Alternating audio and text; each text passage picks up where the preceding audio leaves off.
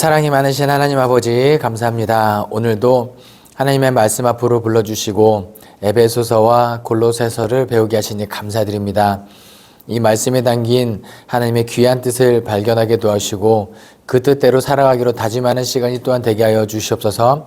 하나님의 뜻을 알아갈수록 하나님의 말씀을 배울수록 더욱더 겸손해지기를 소망하며 예수 그리스도 이름으로 기도합니다. 아멘. 네, 오늘은 이제 에베소서와 골로새서를 같이 할 건데요. 아마 교회에서 성경 퀴즈 대회로 에베소서랑 골로새서를 범위로 주고 문제를 내면 이게 에베소서에 나온 구절인가 골로새서에 나온 구절인가 하고 문제를 내면 굉장히 헷갈리실 거예요. 왜냐하면 내용이 굉장히 비슷하거든요. 그 안에서 뭐하고 그러므로 어떻게 하고 주 안에서 뭐 계속 이런 말들이 나와요. 그런데 좀 헷갈리겠지만 굳이 에베소서와 골로새서를 내용을 구분하면, 주제를 구분하면 에베소서는 교회론입니다. 교회란 무엇인가에 대해서 쭉 설명하는 게 에베소서예요. 그리고 그러면 골로새서는 뭐냐? 기독론입니다. 기독론은 예수 그리스도가 누구인가, 그리스도가 누구인가를 이야기하고 싶었던 게 기독론이에요.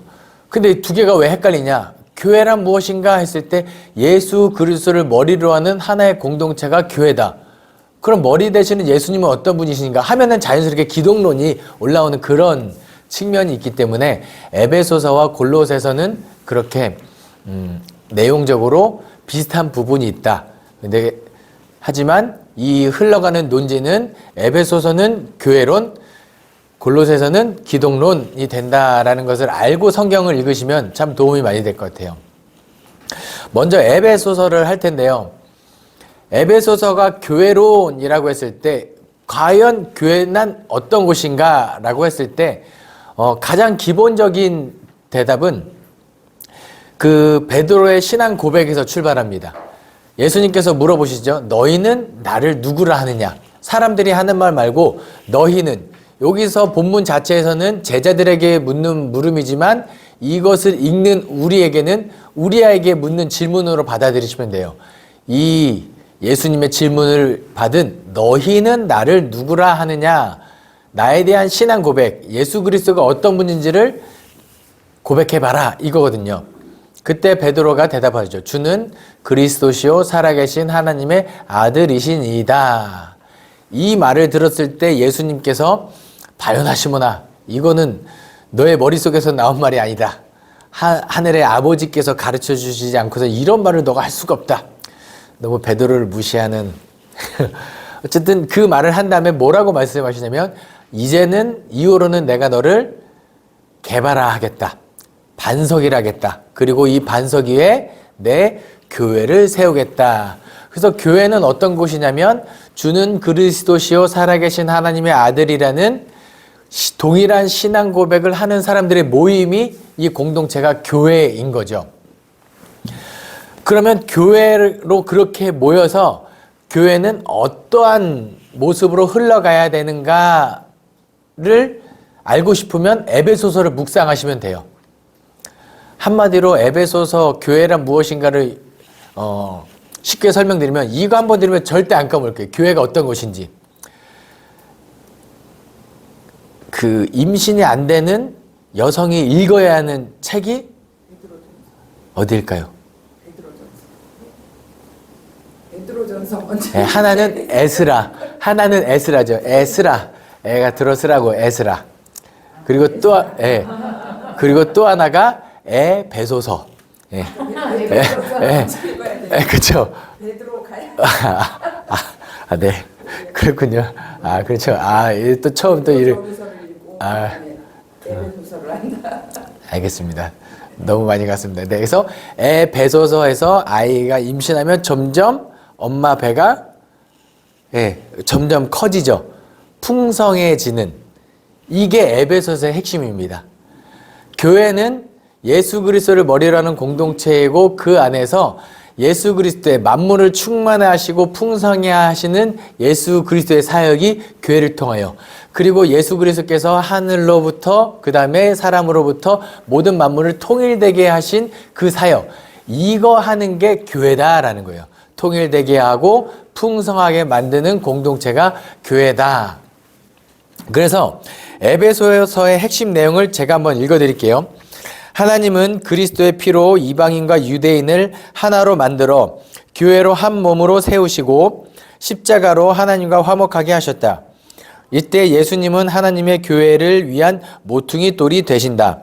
하나님이 우리를 교회로 부르신 목적은 당신의 자녀로 삼으시고 풍성한 하늘의 은사와 기업을 주셔서 세상을 충만하게 하시는 것이다. 그러므로 우리는 부르심에 합당하게 빛의 자녀로 성령의 인도를 따라 살며 건물이 세워지듯이 몸이 자라듯이 장성한 분량까지 자라가야 한다. 하나를 이루면서 동시에 개인적인 믿는 일에 아는 것과 믿는 것의 하나가 되어서 그리스도의 장성한 분량으로 개인도 자라가야 하고 공동체도 자라가야 하는 게 교회론의 핵심입니다. 그럼 에베소서가 구체적으로 뭘 말하는지 한 장씩 보면은 에베소서 1장에서 교회란 무엇인가 라는 질문에 1장에서 2번 대답을 하는데요. 첫 번째는 10절입니다. 1장 10절. 하늘에 있는 것이나 땅에 있는 것이 다 그리스도 안에서 통일되게 하려 하심이라. 예수님께서 이 땅에 오심으로 새 언약을 이루셨고 그로 말미암아 이제 구원이 이 이스라엘 택하신 민족 이스라엘에서 온 인류로 확장이 된 거예요. 그러니까 유대인과 이방인을 하나로 만든 이 통일되게 하려 하심이다. 이게 예수님의 사역이거든요. 그게 교회라는 거예요. 그리고 또 하나 교회란 무엇인가에 대해서 22절, 23절에 이렇게 대답합니다. 또 만물을 그의 발 아래 복종하게 하시고 그를 만물 위에 교회의 머리로 삼으셨느니라. 교회는 그의 몸이니 만물 안에서 만물을 충만하게 하시는 이에 충만함이라. 충만, 풍성, 에베소서의 핵심 단어가 되겠는데요. 예수님께서 이 땅에 오셨고 이 만물을 창조하신 분이시잖아요. 그래서 예수 그리스도께서 만물을 그 발 아래 복종하시고 예수 그리스도께서 공동체를 세우시고 친히 그 공동체의 머리가 되어 주셨어요. 그리고 그럼 우리는 뭐냐라는 거예요. 우리는 교회의 각 지체가 된다. 이거예요. 제가 좋아하는 찬양 사역자 중에 강명식 씨가 했던 유명한 멘트가 있어요. 어떤 멘트였냐면, 여러분, 머리가 중요할까요? 손과 발이 중요할까요? 머리가 중요할까요? 손과 발이 중요할까요? 머리가 중요하겠죠. 그런데 그 머리가 손과 발이 없이 무슨 일을 할 수 있겠습니까? 그러면 예수 그리스도는 손, 발이 없이는 아무것도 못 하시는 분인가? 논지가 그렇게 흘러가잖아요. 근데 이 멘트의 마지막에 뭐라 그러냐면 그 머리가 되어주시는 위대한 예수 그리스도께서 우리 손 지체가 되어주는 여러분과 함께 동역하기를 원하신다. 이렇게 결론 맺었는데 너무 이 교회론을 잘 이야기한 멘트였던 것 같아요. 머리가 되어주시고 각 지체가 머리로부터 영양분을 공급받아 교회의 다양한 역할들을 하는 거예요. 손톱, 누군가는 손톱의 역할을 하고 누구는 발톱의 역할을 하고 누구는 각 지체의 역할을 감당할 때 비로소 온전한 교회를 이룰 수 있다. 이게 만물을 풍성하게 하는, 충만하게 하는 충만함인 거죠. 그리고 나서 사도 바울이 이 교회란 무엇인가를 설명함과 동시에 1장 17절부터 19절까지 교회를 위하여 기도를 합니다. 에베소서에서 사도 바울이 교회를 위하여 기도를 2번 하는데 하나는 1장 17절에서 19절 그리고 3장 14절에서 19절입니다. 먼저 1장 17절 19절입니다. 우리 주 예수 그리스도의 하나님 영광의 아버지께서 지혜와 계시의 영을 너희에게 주사 하나님을 알게 하시고 너희 마음의 눈을 밝히사 그의 부르심의 소망이 무엇이며 성도 안에서 그 기업의 영광의 풍성함이 무엇이며 그의 힘의 위력으로 역사심을 따라 믿는 우리에게 베푸신 능력의 지극히 크심이 어떠한 것을 너희로 알게 하시기를 구하노라. 아멘. 여러분, 그 사도 바울이 제가 로마서 강의를 할 때 지혜 찬가에 대해서 이야기한 적이 있습니다. 지혜 찬가 뭐냐면, 과거에 이스라엘 백성들이 메시아를 기다리고 어떻게 하나님께서 온 인류를 구원하실까에 대한 그 비밀, 그 분명히 예레미야를 통해서 크고 은밀한 일, 그 비밀한 것을 이루겠다 하셨는데, 도대체 그 비밀을 어떻게 이룰지 참 고민인 때가 있었죠. 근데 사도 바울이 그 계시 도식, 그 비밀을 깨달은 순간 너무 감격해서 그 로마서 11장에 깊도다 하나님의 지혜와 지식이여 하면서 지혜 찬가를 부르는 장면이 있거든요. 그리고 나서 사도 바울이 이 에베소서에서는 뭘 기도하는 거예요? 이 지식을 모든 사람이 알기를 원하노라. 하나님께서 우리를 구원하시기 위하여 어떤 계획을 하셨고 어떻게 예수 그리스도를 보내셨고 이 모든 이 교회를 통하여 이루고자 하는 모든 하나님의 계획을 너희가 알기를 원하노라. 사도 바울만 기도하면 안 되겠죠. 우리도 이걸 기도하는 거예요. 그리고 기도하고 집에 가서는 엉뚱한 삶을 살면 또 안 되겠죠. 기도한 대로 교회에 교회론에 합당한 삶을 또 살아가야겠죠. 그래서 에베소서는 1장부터 4장까지는 교회론, 교회란 무엇인가에 대해서 쭉 설명을 해요. 교리 부분이. 그리고 5장, 6장에서는 실천, 어떻게 삶을 살아가야지 될 때서 이야기합니다. 교리가 1장부터 3장이고요. 4, 5, 6장이 실천입니다. 2장으로 넘어가면 교회 구성을 위한 화평이신 그리스도, 교회를 어떻게 이루었냐는 거예요. 예수님께서. 그리고 11절부터 22절까지 쭉 통독을 한번 해보시면 좋겠습니다. 영상으로 보시는 분들도 잠깐 멈추고 일단 11절부터 22절까지 한번 읽어보시기를 추천합니다. 그리고 눈으로 한번 쭉 읽어보시면 그 중에 예수님께서 교회를 구성하기 위하여 어떤 역할을 하셨는지 13절입니다. 이제 전에 멀리 있던 너희가 그리스도 예수 안에서 그리스도의 피로 가까워졌느니라. 그는 우리의 화평이신지라 둘로 하나를 만드사 원수된 것 곧 중간에 막힌 담을 자기 육체로 허시고, 이거예요.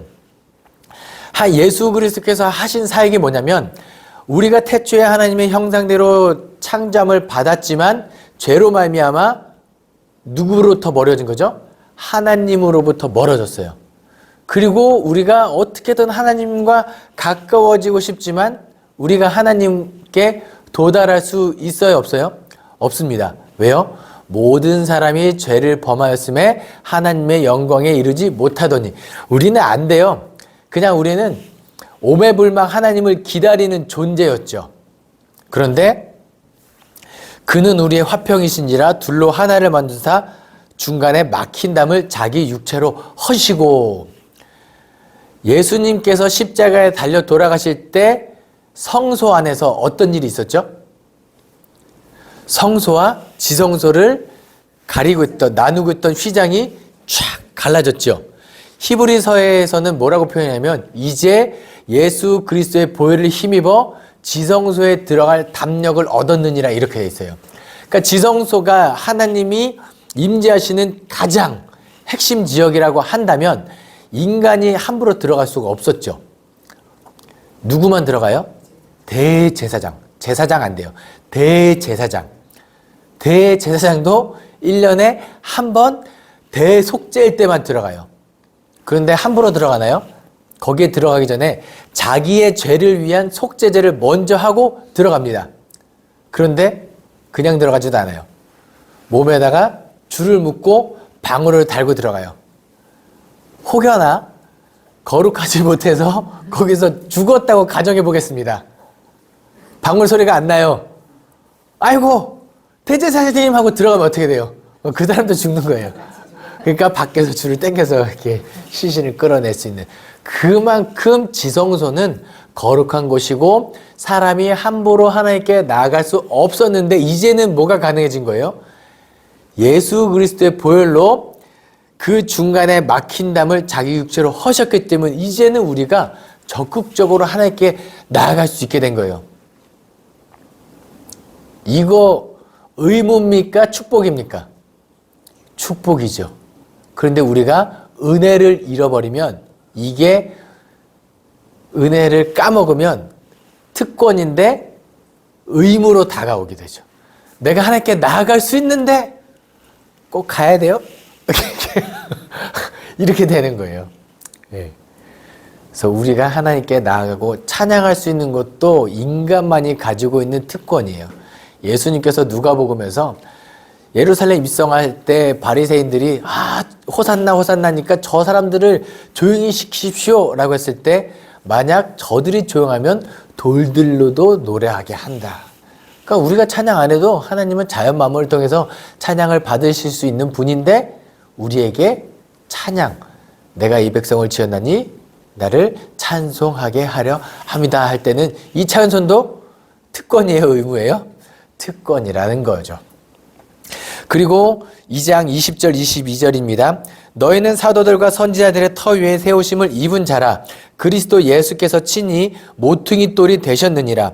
그의 안에서 건물마다 서로 연결하여 주 안에서 성전이 되어가고 너희도 성령 안에서 하나님이 거하실 처소가 되기 위하여 그리스도 예수 안에서 함께 지어져 가느니라. 아멘. 이제는 성전의 개념이 어떻게 바뀌느냐? 원래 시내산에 있던 하나님께서 성막으로 오셨죠. 성막으로 오셨던 하나님께서 성전 안으로 솔로몬 때 들어가게 되었죠. 그리고 성전이 이제 무너지고 휘장이 갈라진 다음부터는 어디가 성전이 되었죠? 고린도서 3장 16절. 너희가 하나님의 성전인 것과 하나님의 성령이 그 안에 거하시는 것을 알지 못하느냐. 우리가 성전이 되는 거예요. 한 사람 한 사람이 성전이 되죠. 그런데 또 하나님께서는 뭘 원하셨느냐? 한 사람 한 사람이 성전이지만 또 함께 모여서 공동체를 이루기를 원하셨죠.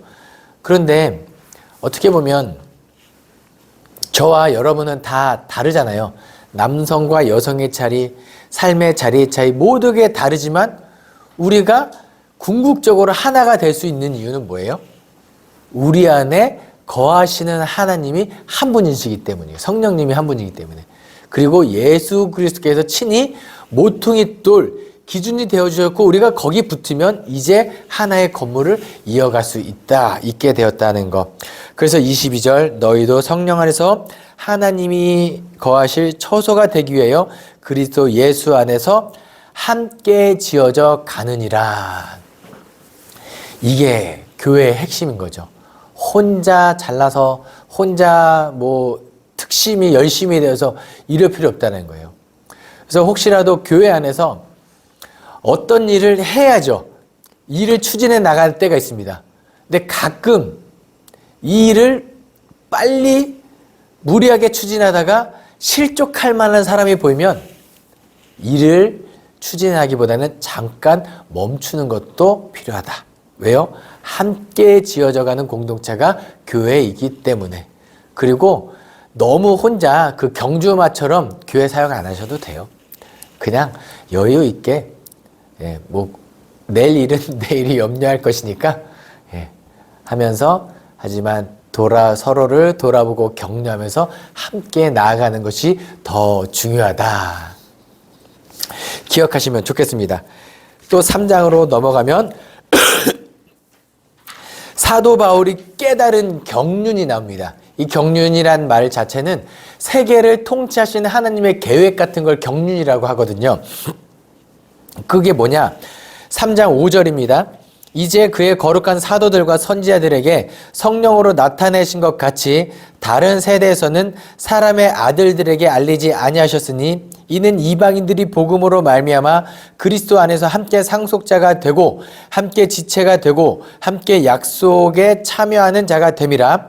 복음을 위하여 그의 능력으로 역사하신 대로 내게 주신 하나님의 은혜의 선물을 따라 내가 일꾼이 되었노라. 모든 성도 중에 지극히 작은 자보다 더 작은 나에게 이 은혜를 주신 것은 측량할 수 없는 그리스도의 풍성함을 이방인에게 전하게 하시고 영원부터 만물을 창조하신 하나님 속에 감추어졌던 비밀의 경륜이 어떠한 것을 드러내게 하려 하심이라.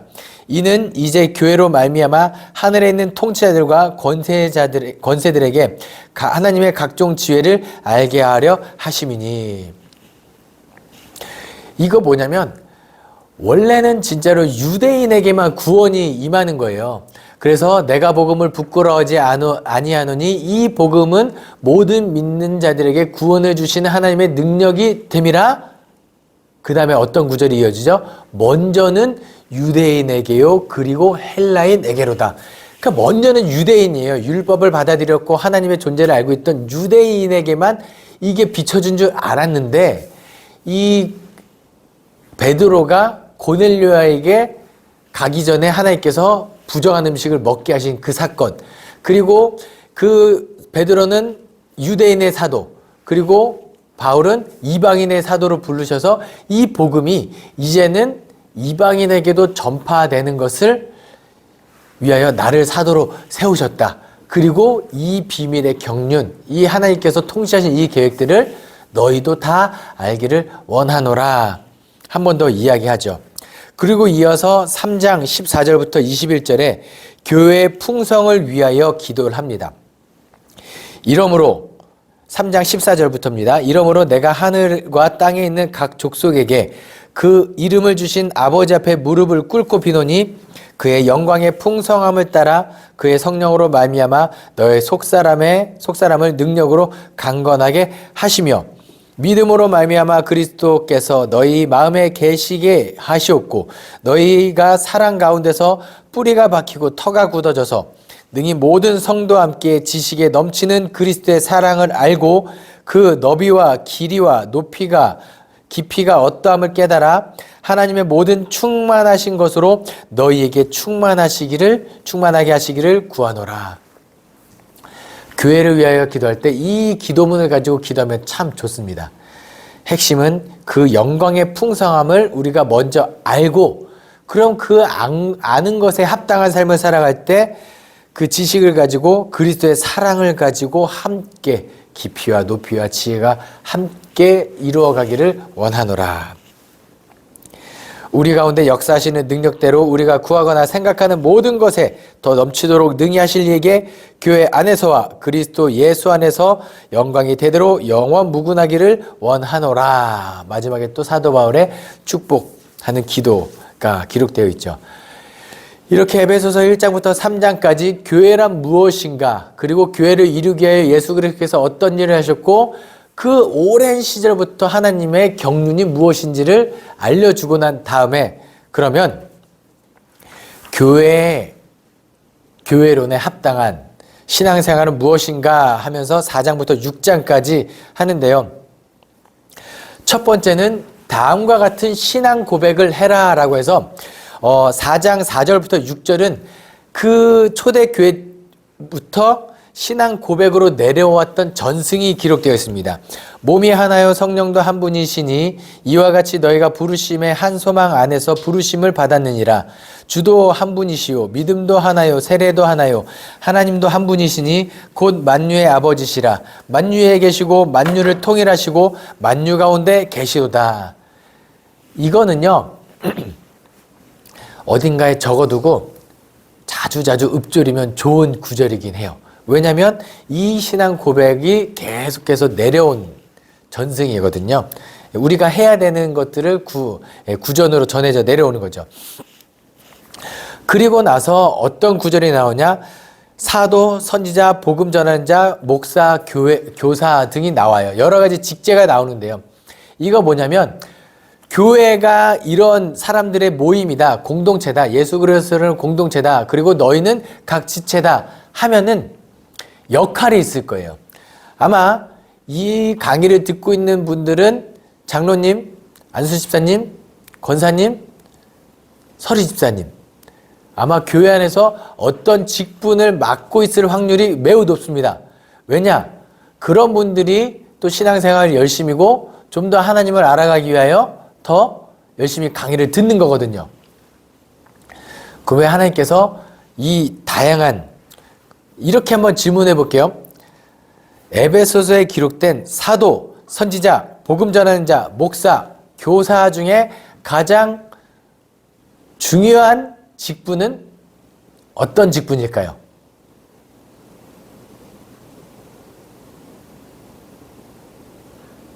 네, 똑같다는 거예요.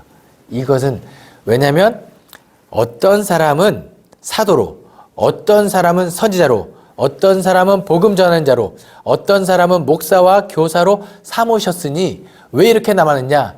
이거 달란트 비율을 생각하시면 됩니다. 각자 은사대로, 각자 재능대로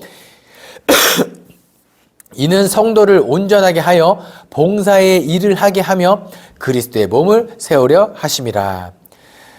그 직분을 맡긴 이유는 하나는 성도를 온전하게 하기 위함이고 또 하나는 봉사를 하게 하려 합니다. 그리고 이것을 통하여 그리스도의 몸, 교회를 세우고자 합니다. 그렇죠. 누군가는 본당, 누군가는 청소년 부실, 누군가는 아동 부실, 누군가는 유치원 등등 교회가 다 중요하다라는 거예요. 그리고 나서 어떠한 삶을 살아라고 이야기하냐면 그리스도의 장성한 분량에 이르는 삶을 살아라. 13절부터 15절입니다.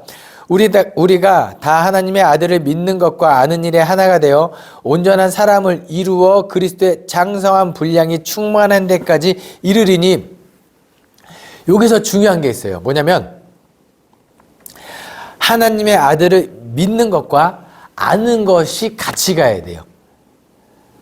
우리의 신앙이 성장할 때 아는 게 중요할까요? 믿는 게 중요할까요? 믿으면 알고 싶고 아는 만큼 믿게 되고, 이게 사실 뭐가 먼저인지 아닙니다. 핵심이 뭐냐면 연애할 때 감정을 한번 떠올려 보세요. 내가 누군가의 한눈에 첫눈에 사랑에 빠지면 그럼 뭐가 궁금해지죠?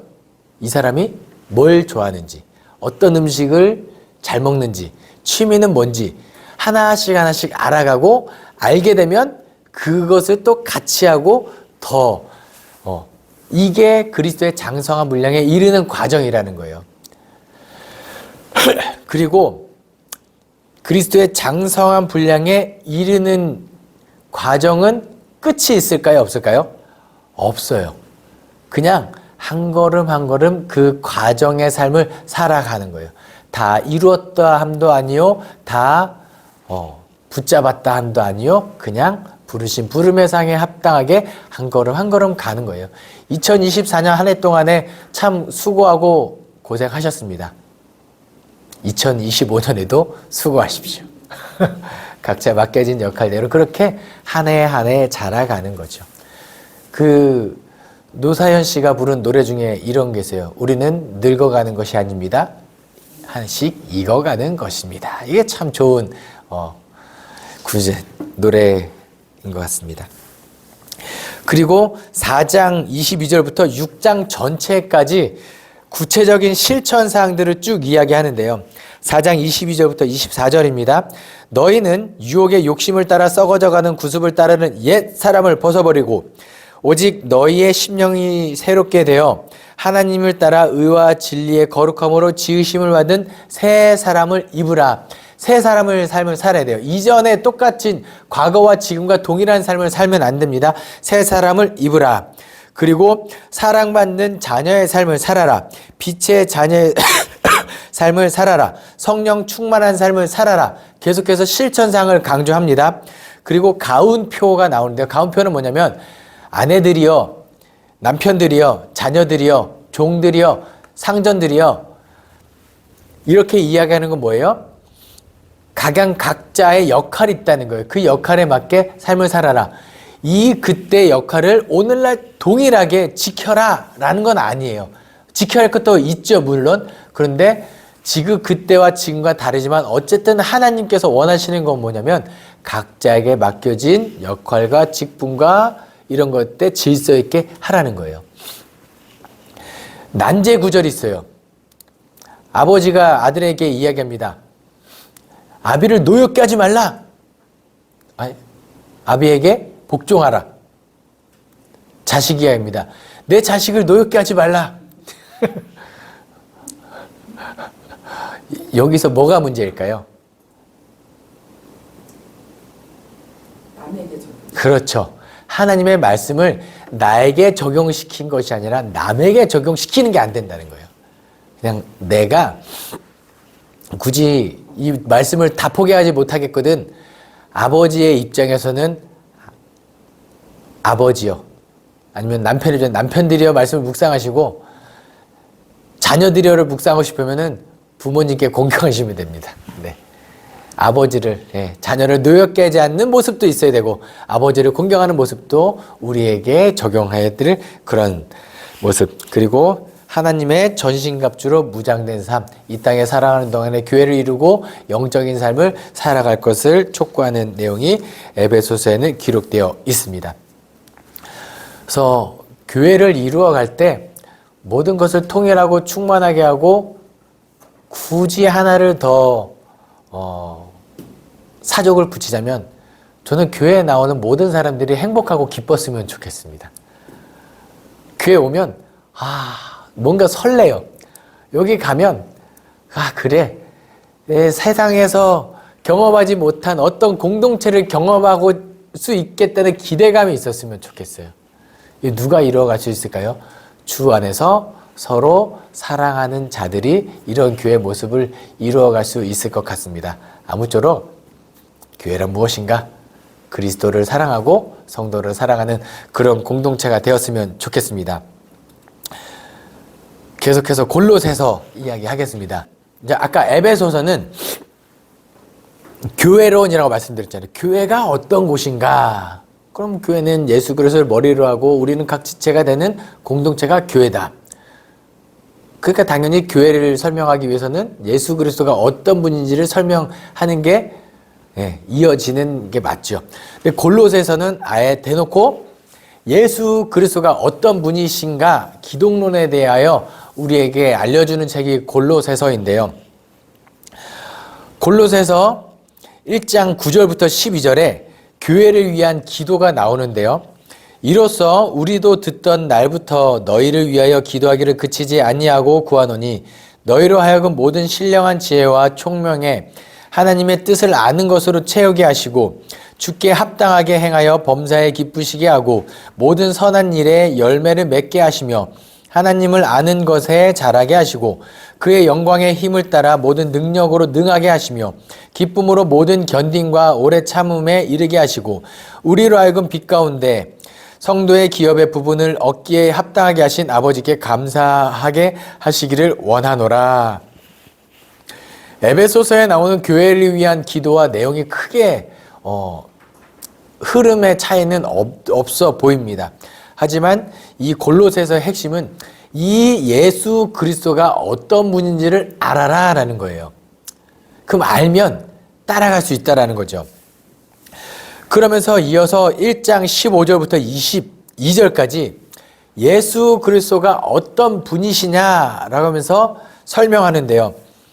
15절입니다. 그는 보이지 아니하는 하나님의 형상이시요 모든 피조물보다 먼저 나신 이시니 만물이 그에게서 창조되되 하늘과 땅에서 보이는 것들과 보이지 않는 것들과 혹은 왕권들이나 주권들이나 통치자들이나 권세들이나 만물이 다 그로 말미암고 그를 위하여 창조되었다. 또한 그가 만물보다 먼저 계시고 만물이 그와 함께 섰느니라.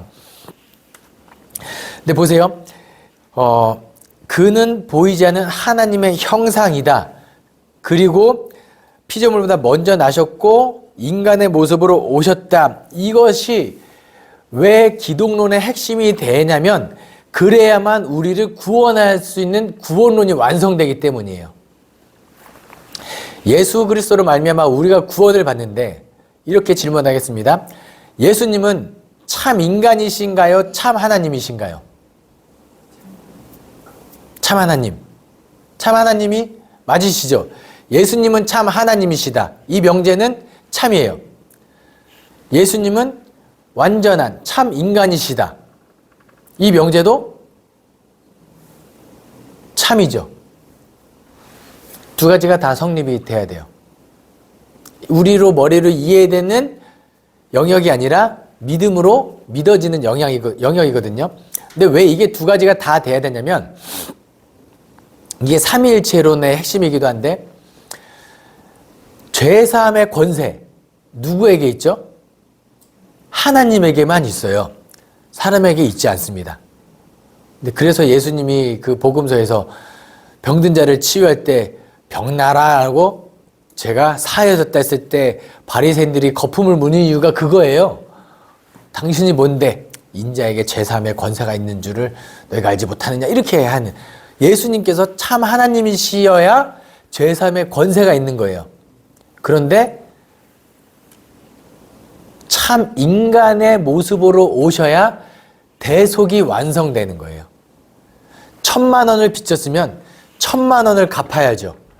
사람이 죄를 범하여 죄의 삭은 사망이 되면 이 죄의 삭은 죄값은 사람의 목숨으로 대신해야 돼요. 다른 짐승이나 이런 것도 안 돼요. 그런데 그 중에서도 죄가 없는 인간이어야만 하는데 그것을 예수 그리스도께서 인간의 모습으로 오셨다라는 거예요. 그게 기독론의 핵심인 거죠. 그리고 예수님은 어떤 분이시냐? 18절에 그는 몸인 교회의 머리시라 그가 근본이시오 죽은 자들 가운데서 먼저 나신 이시니 이는 친히 만물의 으뜸이 되려 하심이요. 아버지께서는 모든 충만으로 예수 안에 거하게 하시고 그의 십자가의 피로 화평을 이루사 만물 곧 땅에 있는 것들이나 하늘에 있는 것들이 그로 말미암아 자기와 화목하게 되기를 기뻐하심이라. 전에 악한 행실로 멀리 떠나 마음으로 원수가 되었던 너희를 이제는 그의 육체의 죽음으로 말미암아 화목하게 하사 너희를 거룩하고 흠없고 책망할 것이 없는 자로 그 앞에 세우고자 하셨으니 하나님께서 예수 그리스도께서 인간의 모습으로 오셔서 하신 게 뭐예요? 화목하게 하신 사역을 하신 거예요. 만물과 그 다음에 하나님과. 이것을 알면 우리를 뭐라 부르냐면 그리스도인이라고 부르죠. 이 강의를 듣는 모든 분들 다 그리스도인일 거예요. 저도 그리스도인이고 여러분도 그리스도인입니다. 그리스도인은 어떤 존재예요? 예수 그리스도를 닮아가는 사람들. 그러면 우리가 있는 자리는 뭐가 이루어져야 되냐면 화목이 이루어져야 됩니다. 그래서 제가 일주일 중에 가장 좋아하는 요일도 화요일이랑 목요일이에요. 화목. 예. 죄송합니다. 한번 잘 생각해 보시기 바랍니다. 어떤 모임에 내가 끼면 그 자리가 화기애애지고 화목해지는지 아니면 모임이 불편해지는지. 그런 사람이 가끔 있을 수 있어요. 우리가 있는 공동체에 누군가 왔을 때 이게 불편해지는 사람이 있을 수 있어요. 그럼 그 사람을 정죄하고 내쫓으면 될까요? 아니에요. 제가 바라는 것은 우리의 화목하게 하는 그 그리스도인의 정체성의 영향력이 그들의 정체성을 뛰어넘기를, 압도하기를 소망합니다. 아무리 불편한 사람이 와도 우리 안에서 그냥 자연스럽게 녹아질 수 있도록 불편하게 만드는 사람도 마음이 강팍해진 사람도 여기 오면은 사랑으로 뭔가 눈 녹듯이 녹아질 수 있는 우리의 영향력이 좀 되었으면 좋겠습니다. 그래서 사도 바울은 이 예수 그리스도의 기독론을 이렇게 설명하고 23절과 24절에 이렇게 이야기하죠. 만일 너희가 믿음에 거하고 터 위에 굳게 서서 너희 들은 바 복음의 소망에서 흔들리지 아니하면 그리하리라. 이 복음은 천하 만민에게 전파된 바요 나 바울은 이 복음의 일꾼이 되었노라. 나는 이제 너희를 위하여 받는 괴로움을 기뻐하고 그리스도의 남은 고난을 그의 몸된 교회를 위하여 내 육체에 채우노라. 나는 그 삶을 살아갈 것이다. 내가 조금 힘들어도 좋으니 나로 말미암아 그리스도의 이 직분을 감당함으로 모든 교회가 모든 내 삶의 주변이 화목하게 되기를 원하노라. 그리고 이어지는 1장 25절부터 29절에는 계시도식, 그 과거에 감추어졌던 하나님의 그 구원의 은밀한 계획들이 우리에게 알려졌다는 것을 설명합니다. 왜냐면 이게 왜 중요하냐면 이 구원을 이루기 위하여 예수 그리스도께서 오셨다라는 거거든요. 그리고 골로새서 2장에 다시 한번 기독론 두 번째, 예수 그리스도가 어떤 분이신가, 2장 6절부터 16절부터 8절입니다. 그러므로 너희가 그리스도 예수를 주로 받았으니 그 안에서 행하되 그 안에 뿌리를 박으며 세움을 받아 교훈을 받은 대로 믿음에 굳게 서서 감사함을 넘치게 하라. 누가 철학과 헛된 속임수로 너희를 사로잡을까 주의하라. 이것은 사람의 전통과 세상의 초등 학문을 따름이 아니요 그리스도를 따름이 아니니라. 기독론을 이야기하기 전에 잘못된 가르침을 먼저 주의하라는, 이거 기독론 아니라는 거예요. 여기에 흔들리지 말라라고 먼저 이야기하고 9절부터 12절에 그 안에는 신성의 모든 충만이 육체로 거하시고 너희도 그 안에서 충만하여졌으니 그는 모든 통치자와 권세의 머리시라. 또 그 안에서 너희가 손으로 하지 아니한 할례를 받았으나 곧 육의 몸을 벗는 것이요 그리스도의 할례니라. 너희가 세례로 그리스도와 함께 장사되고 또 죽은 자들 가운데서 그를 일으키신 하나님의 역사를 믿음으로 말미암아 그 안에서 함께 일으키심을 받았느니라. 아멘. 사도 바울이 여기서 기독론을 또 이렇게 다시 한번 이야기하는 이유는 뭐냐면 이단들 때문에 그렇습니다. 예수 그리스도는 이런 분이신데 이단들이 자꾸 들어오는 거예요. 특히 어떤 이단들이 크게 두 이단인데, 하나는 뭐냐면 율법주의자들이 있고요. 또 하나는 영지주의자들이 있습니다. 먼저 영지주의자들에 대해서 이야기하면, 영지주의자들이 모든 교리를 이분화해요. 남자와 여자, 거룩하고 속된 것. 맞죠? 이렇게 나눌 수 있는 부분이 충분히 있습니다. 그런데 모든 것을 그렇게 나눌 수는 없거든요. 그러면서 이 영지주의자들이 했던 잘못된 가르침이 영적인 것은 신령한 것, 거룩한 것, 육적인 것은 속된 것, 이런 것을 이야기합니다. 근데 맞는 말 같죠? 영적인 것은 거룩한 것, 육적인 건 속된 것, 맞아요. 그런데 그러면 하나님은, 예수님은 참 하나님이시죠. 영적인 분이시죠. 그분이 거룩하지, 속된 인간의 모습으로 오셔서는 안 된다. 그래서 인간의 모습으로 오셨지만 실제로는 인간의 육체가 아니라 육체로 보이는 어떤 형태를 띈 것일 뿐이다. 이런 가르침을 해요. 잘못됐죠. 그래서 9절에 그 안에는 신성의 모든 충만이 육체로 거하셨다. 진짜 하나님의 아들 예수 그리스도는 인간의 몸, 완전한 인간의 몸으로 오셨다는 것을 이야기합니다. 또 영지주의자들의 실수가 잘못된 가르침이 뭐냐면, 보세요. 우리가 영적으로 하나님을 믿고 거룩하게 되어 구원을 입었잖아요. 이 영적 하나님으로 인하여 거룩해진 것을 다른 것들이 거룩하지 못하게 방해할 수, 하나님의 거룩함에 흠을 낼 수가 있나요? 없나요? 없죠. 없는 게 맞아요. 사실 우리가 아무리 큰 대역죄인을 삶을 살아도 하나님의 거룩하심에 흠을 낼 수 없어요. 이건 맞죠. 근데 잘못된 가르침이 뭐냐면, 우리가 이미 영적으로 거룩하게 되었으니 육체적으로 이제 맘대로 살아도 된다는, 그런 잘못된 가르침. 이 영지주의자들에 대하여 이야기를 하고요. 또 하나는 철학과 헛된 속임수나 사람의 전통에 대하여 초등학문에 대해서 주의하라는 것을 이야기하죠. 뭐냐? 이 율법주의자들입니다. 11절에 또 그 안에서 너희가 손으로 하지 아니한 할례를 받았다. 계속해서 할례를 강조하고 율법을 지켜 구원을 얻는다는 율법주의자들이 극성을 하니까 한 번 더 이야기하는 거예요. 그리스도를 믿는 믿음으로 우리가 구원을 얻는다. 그리고 굳이 그렇게 할례를 하려고 하면 더 이상 과거의 율법에 얽매이지 말고 무엇을 받으라? 그리스도와 연합하는 세례를 받으라. 세례는 뭐예요? 과거에 나는 죽고 이제는 죄로부터 죽고 새로운 피조물이 되어서 새로운 생명 예수 그리스도와 연합한 삶을 살아가는 세례를 받으라 라고 이렇게 사도 바울은 권면을 합니다. 이렇게 예수 그리스도가 어떤 분인지를 쭉 이야기한 다음에는 3장부터 4장까지는 그러면 그리스도가 누구인지 알았으니 너희는 그리스도인의 삶을 살아내라. 3장 1절 2절입니다. 그러므로 너희가 그리스도와 함께 다시 살리심을 받았으면 위의 것을 찾으라. 거기는 그리스도께서 하나님 우편에 앉아 계시느니라.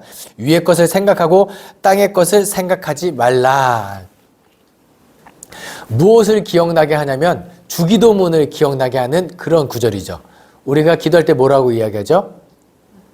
아버지의 뜻이 하늘에서 이루어진 것처럼 땅에서도 이루어지게 하옵소서. 그러면 우리가 하나님 나라를 세우고 하나님 나라를 확장시키며 사는 삶을 살고 있잖아요, 지금. 여러분 다 지금 하나님 나라에 살고 계시죠? 하나님 나라는 천국에 어떻게 가요? 죽어야 가죠. 그런데 우리는 꼭 죽어야만 가는 천국이 아니라 이 땅에서 하나님의 나라를 이루며 살아가는 사람인데 그런 삶이 어떤 삶이냐는 거예요. 제가 가장 인상 깊게 들었던 설교가 청파감리교회 김기성 목사님의 설교였는데요. 이것을 말씀하시대요.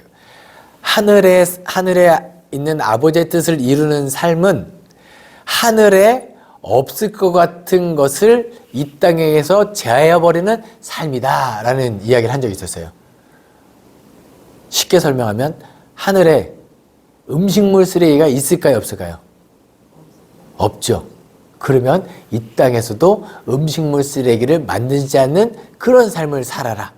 하늘에 미움이 있을까요? 없을 거다. 그럼 이 땅에서 미움이 없는 삶을 살아라.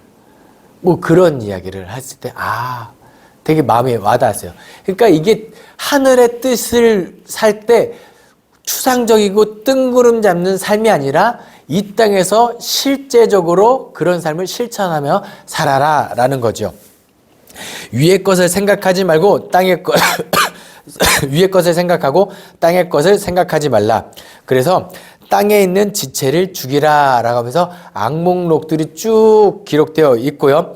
할례자나 무할례자나 차별하지 말고 사랑을 더하라. 가운표 아내들이여 남편들이여 쭉쭉쭉 이렇게 각자의 역할에 맞게 삶을 살아라. 그리고 기도하고 깨어있으라. 세월을 아끼라. 때가 악하니라. 이 땅에서 예수 그리스도를 믿는 삶에 대하여 실천사항을 이렇게 기록하고 있습니다. 가만히 살펴보면 에베소서 교회론과 골로새서 기독론이 비슷하죠. 근데 핵심은 뭐예요? 사도 바울이 이것이 교회고 이것이 그리스도다. 그리고 어쩌면 더 강조하는 부분은 그래서 그 삶을 살아라. 아무쪼록 교회에 합당하게 그리스도에 합당하게 구원에 합당하게 삶을 사는 저와 여러분 되기를 간절히 소망합니다. 기도하겠습니다. 사랑이 많으신 하나님 아버지 감사합니다. 오늘도 우리에게 교회를 가르쳐주는 에베소서를 배우게 하시고 그리스도를 가르쳐주는 골로새서를 배우게 하시니 감사드립니다.